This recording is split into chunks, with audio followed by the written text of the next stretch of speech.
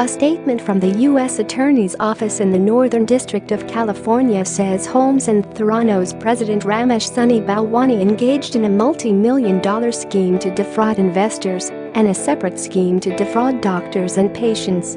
Holmes launched Theranos in 2003, spruiking the company as a cheaper and more efficient way for patients to test for life-threatening conditions like cancer and diabetes with just a few drops of blood from their fingers. But the U.S. Attorney's Office alleges Holmes and Balwani had sold Theranos' blood testing laboratory did not use any new machinery, instead purchasing third-party machines that were already in use in other laboratories. The indictment claims machinery developed by Theranos was not capable of consistently producing accurate and reliable results for certain blood tests, and tests performed on the technology were likely to contain inaccurate and unreliable results.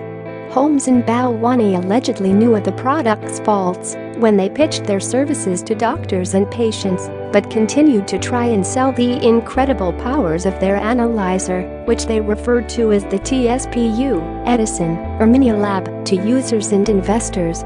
The pair are accused of claiming the analyzer could perform a full range of clinical tests using small blood samples drawn from a finger stick and produce results more accurate and reliable than older methods and at a faster speed, knowing it wasn't true.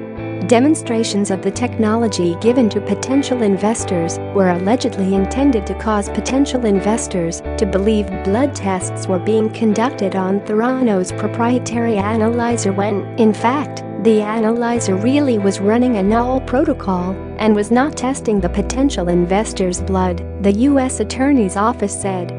Special Agent in Charge Bennett called Holmes and Balwani's actions a conspiracy that endangered health and lives.